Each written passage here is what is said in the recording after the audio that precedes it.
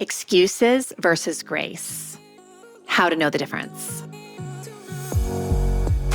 Welcome to your daily hit of grace and grit, your quick dose of inspiration to kickstart your day. This show is proudly sponsored by Rumble and Rise.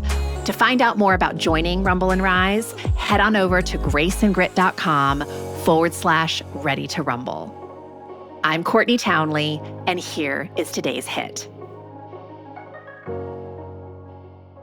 Let's talk about attention every woman knows intimately.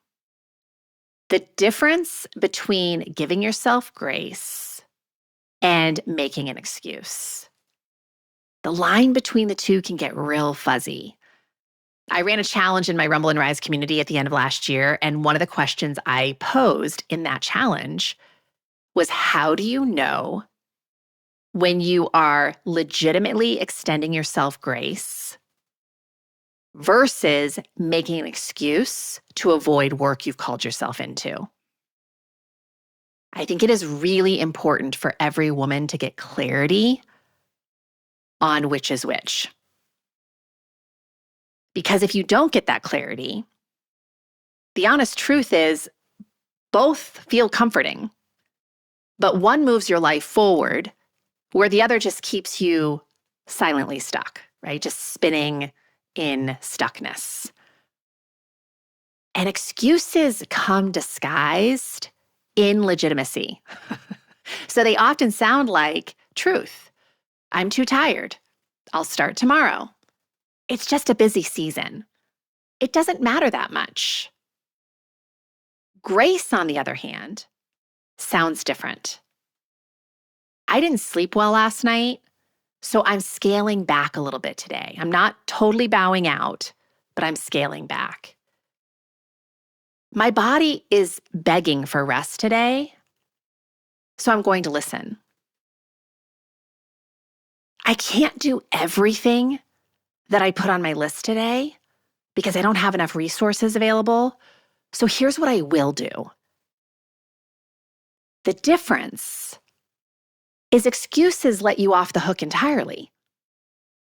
Grace keeps you connected to the hook in a humane way. Excuses collapse your commitment. Grace adjusts your commitment. Excuses often come from avoidance, and they're usually a form of kind of self-abandonment. Grace comes from self-respect and deep devotion. And grace, real grace, never removes responsibility. But she honors reality. She honors that self-care can't always look the same because stress levels are always changing. So the work that I invite you into in the Consistency Code book isn't about forcing you into rigid standards.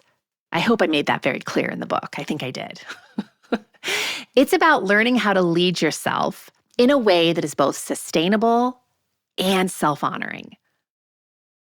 So the next time you're deciding on whether to show up or bow out, I really want you to ask yourself, am I protecting my well-being with this decision, or am I protecting my comfort? Grace protects your well-being. Excuses protect your comfort. And only one of those, my friend, builds the life you really want. If this stirred something inside of you, imagine what a whole book of clarity and courage could ignite. The Consistency Code, a Midlife Woman's Guide to Deep Health and Happiness, goes even deeper into the mindset and practices that create real, meaningful change at midlife. Grab your copy today over at theconsistencycode.com and keep the momentum alive.